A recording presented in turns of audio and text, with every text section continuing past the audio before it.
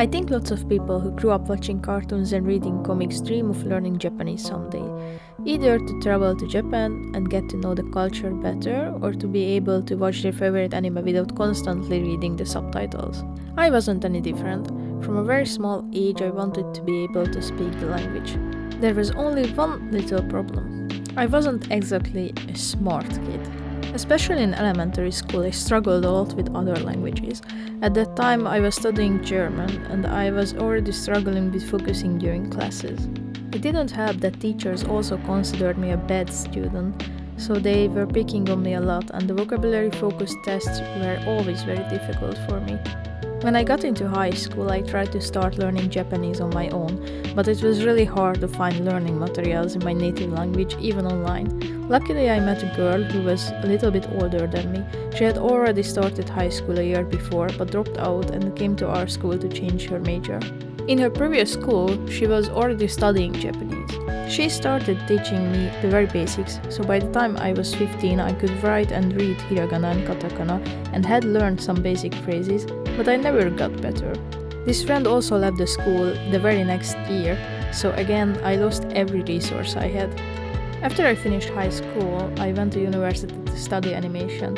At this point I was convinced I just didn't have the ability to learn a second language, and I kinda gave up.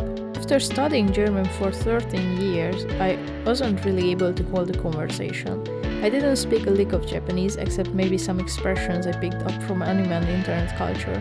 Later on, I even attended some classes at the language school to at least keep up this tiny amount of knowledge I had, because I guess I still held on to the hope that one day I would be fluent. At the time, I also didn't speak a word of English. It was very difficult. Every software at the school had an English interface, and everyone in my classes were fluent. I often felt very left out.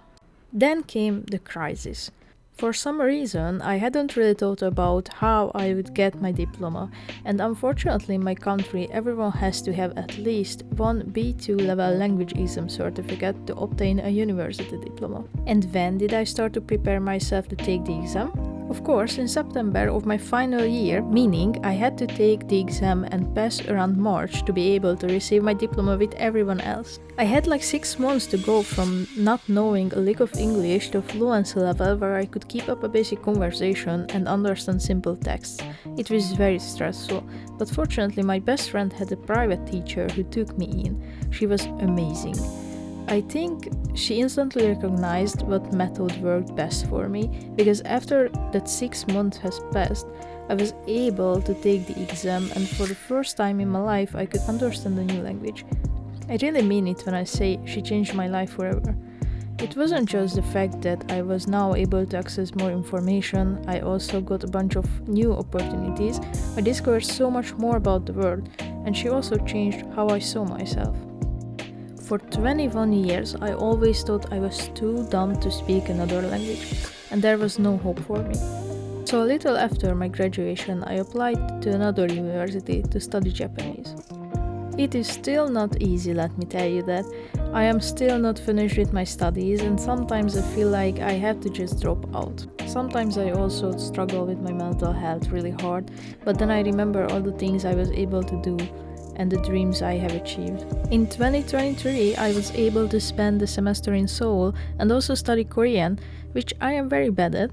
In 2024, I finally took the N3 Japanese language exam, and in 2025, I spent almost the entire year in Osaka, Japan. And it was all made possible because of my English teacher, who saw me as a student who just learns in a different way and not a dumb student. It is still not easy. I have to work while also attending school. So I have a lot of classes I fail because I have little to no time to study or attend classes. And in the meantime, I'm also trying to draw my comic nobody really cares about. So yeah, sometimes it really does feel like a struggle, especially now, because I even lost my job. But there is also a bright side, I guess. Until I find a new job, I have some time to make new videos and draw my comic. I'm also nowhere near the native level in Japanese, but I finally reached the point where even my reading is kind of functional, so I'm very happy with my language skills. I was even tutoring people who wanted to learn English for 5 years, And I have met so many people who were similar to me, who felt like they were not good enough, they felt like they were too dumb, and it was too late for them to learn. But it's never too late. There is still a long way to go, but I think overall I am doing what makes me happy, even when it makes me stressed and miserable sometimes. So I think that's all. If you like this video, please don't forget to subscribe. My channel is still small, but I am planning to make a lot of content in the future. I'm already planning an Atlantis deep dive and maybe some other storytime videos. Let me know what you'd like to see.